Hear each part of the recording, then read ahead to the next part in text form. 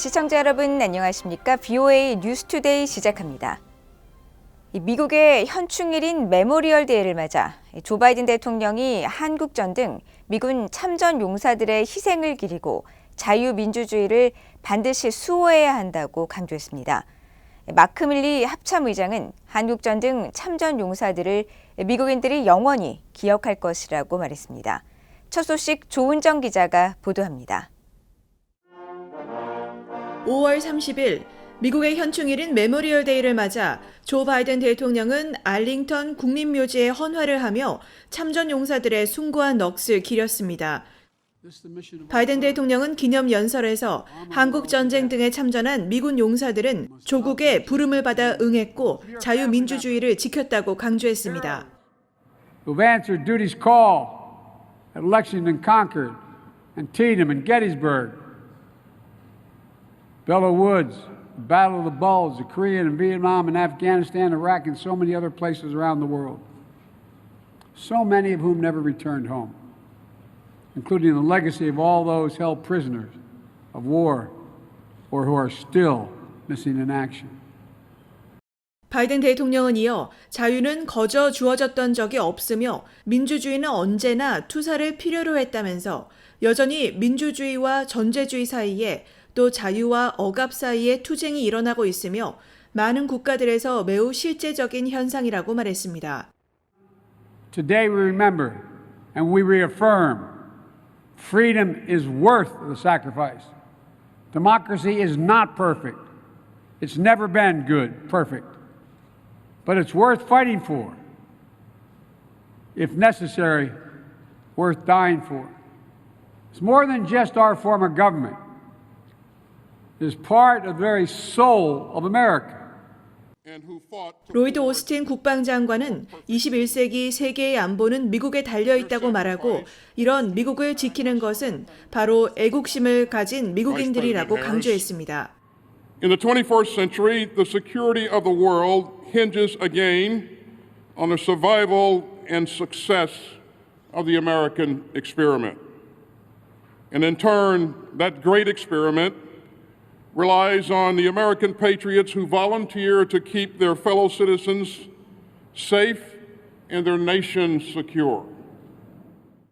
오스틴 장관은 이어 러시아의 우크라이나 침공이 우크라이나의 자유를 공격하는 동시에 미국이 큰 대가를 치르고 2차 세계대전 이래 구축한 규범에 입각한 국제 질서도 공격하고 있다고 지적했습니다. 마크 밀리 합참의장은 한국의 부산과 인천 등 미군 참전 지역들을 하나하나 지명하면서 영원히 미국인들의 기억에 남아있다고 말했습니다. Normandy and Iwo Jima, Busan, Incheon, the Ia Drang, Ramadi, Mosul, and the Arghandab.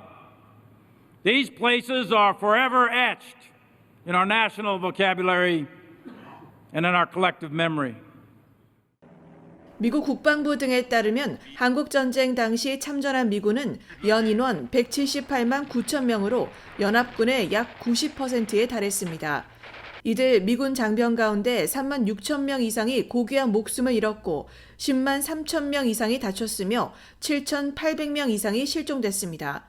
BOA 뉴스 조은정입니다.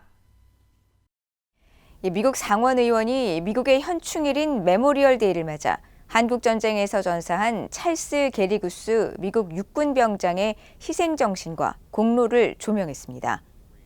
미국 인디애나주 출신의 토드영 상원 의원은 최근 본회의 연설에서 인디애나주 출신의 게리구스 병장이 한국전쟁에서 미군을 정의하는 희생정신을 보여줬다며 이런 희생은 일련의 가치가 살아있는 사람뿐 아니라 다음 세대를 위해서도 지속되도록 목숨을 맡기는 이타적인 것이라고 강조했습니다.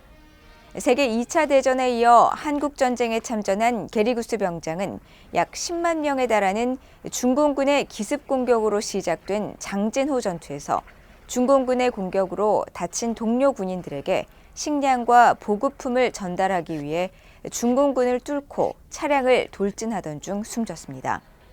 게리구스 병장은 아직 실종 상태로 남은 채 고향의 품으로 돌아오지 못하고 있으며 실종 상태인 한국전 참전 미군 전사자는 지난 4월 1일 기준으로 7,544명입니다. 미국과 한국, 일본이 다음 달 싱가포르에서 열리는 아시아 안보회의에서 국방장관 회담 개최를 조율하고 있다고 일본 언론이 보도했습니다. 일본 교도통신에 따르면 다음 달 10일부터 12일 싱가포르에서 열리는 샹그릴라 대화, 즉 아시아 안보회의에는 로이드 오스틴 미국 국방부 장관과 이종섭 한국 국방부 장관, 기시노부오 일본 방위성이 참석할 예정이며 일본 정부 관계자는 3국 국방장관이 이 회의 참석을 계기로 회담을 열고 북한의 탄도미사일 발사 등에 대응한 협력 강화를 확인할 계획이라고 밝혔습니다.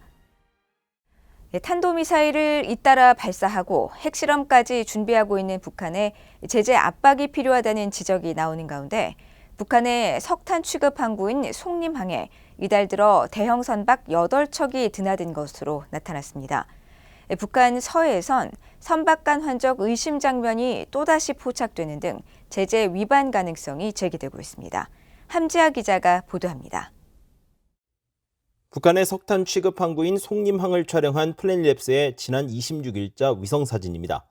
석탄으로 가득한 부두 두 곳에 각각 120m와 95m 길이의 대형 선박 2척이 보입니다. 전날까지만 해도 이 자리에 없었던 120m짜리 선박은 이날 막 도착한 듯 적재함 덮개가 덮인 상태지만 95m짜리 선박은 작업이 한창인 듯 열려있는 적재함 속에 석탄으로 추정되는 검정색 물체가 가득합니다. 북한 서해와 연결된 대동강변에 위치한 송림항은 남포와 함께 북한의 대표적인 석탄 취급 항구입니다. 최근 이 송림항을 드나드는 화물선의 숫자가 크게 늘고 있어 그 배경에 관심이 쏠립니다. BOA가 송림항을 촬영한 위성사진을 살펴본 결과 지난 5월 한 달 동안 이곳에 입항한 선박은 모두 8척입니다. 기상이 나빠 선박을 식별할 수 없었던 날을 감안하면 더 많은 선박이 드나들었을 가능성이 있습니다. 현재 유엔 안보리는 석탄을 포함한 북한의 광물 수출을 전면 금지한 상태입니다. 그러나 유엔 안보리 대북제재위원회 전문가 패널은 2020년 9월부터 2021년 8월 사이 북한이 64차례에 걸쳐 55만 2,400톤에 달하는 석탄을 중국 근해와 항구로 운송하는 등 불법 밀거래가 끊이지 않고 있다고 지적하고 있습니다. 이런 가운데 북한 서해에서는 선박 간 환적으로 의심되는 행위가 또다시 포착됐습니다. 27일과 28일 북한 서해 일대를 촬영한 플래닛랩스의 위성사진에는 100m와 80m 길이의 선박이 같은 방향을 향한 채 접선 중인 장면이 나타나 있습니다. 과거 유엔 등이 지적한 전형적인 불법 선박 간 환적 형태입니다. 앞서 유엔 안보리 대북제재위원회 전문가 패널은 지난 3월 공개한 연례 보고서에서 북한이 공해상이 아닌 자국 영해에서 선박 간 환적을 벌이는 신종 수법을 동원하고 있다고 밝혔습니다. 이후 BOA는 지난달부터 이 일대에서 최소 8건의 선박 간 환적 의심 사례를 포착했습니다. BOA 뉴스 함지아입니다. 북한의 주요 곡창지대를 중심으로 가뭄 지수가 심각 수준으로 나타났습니다. BOA가 전 세계 가뭄 지수를 보여주는 미국 해양대기청의 위성 자료를 살펴본 결과 올해 4월부터 최근까지 북한 전역 곳곳은 검붉은색으로 표시됐습니다. 이 지도는 가뭄의 정도에 따라 중간과 높음, 심각 수준을 노란색과 붉은색, 검붉은색으로 구분하며 색깔이 진할수록 가뭄이 그만큼 심각하다는 의미입니다. 그런데 북한 중부지대를 중심으로 지난달 11일에서 17일 사이 검붉은색이 곳곳에 나타나기 시작하더니 4월 25일부터 5월 1일 주간과 5월 2일부터 8일 주간 등을 지나면서 이러한 현상이 북한 전역으로 확대된 것으로 나타났습니다. 이어 5월 16일부터 20일 이 중부지대의 가뭄은 어느 정도 해소된 것으로 나타났지만 여전히 함경도 지역을 비롯한 북부지대에 검붉은색이 남아 북한 내 가뭄 상황이 심각하다는 사실이 파악됐습니다. 북한이 국경을 열어 시장을 개방하지 않으면 한국과 경제적인 격차가 더 커질 것이라고 유럽의 한반도 전문가가 진단했습니다. 라몬 파체코 파르도 영국 퀸스 칼리지 런던 국제관계학 교수는 30일 BOA와의 화상 인터뷰에서 한국은 국경을 열어 전 세계의 시장을 개방하는 것이 경제를 개발하는 데 도움이 된다는 것을 보여줬다면서 이같이 밝혔습니다. 파체코 파르도 교수는 한국은 1960년대부터 서서히 세계 시장에서 경쟁을 함으로써 국민 모두가 경제 성장의 혜택을 받았지만 북한은 국가 건립 이후 경제 성장의 혜택이 평양 외곽에 사는 주민들 혹은 평양 안에서도 엘리트층이 아닌 사람들에게 돌아가지 않았다고 지적했습니다. 또 북한이 경제적 측면에서 한국에 크게 뒤처진 두 가지 큰 이유는 바로 북한 정권의 정치적 탄압과 민간 부문의 역할 부재라면서 국가가 홀로 주도하는 경제 성장에는 한계가 있다고 말했습니다. 이상으로 VOA 뉴스투데이를 모두 마칩니다. 시청해주신 여러분 고맙습니다.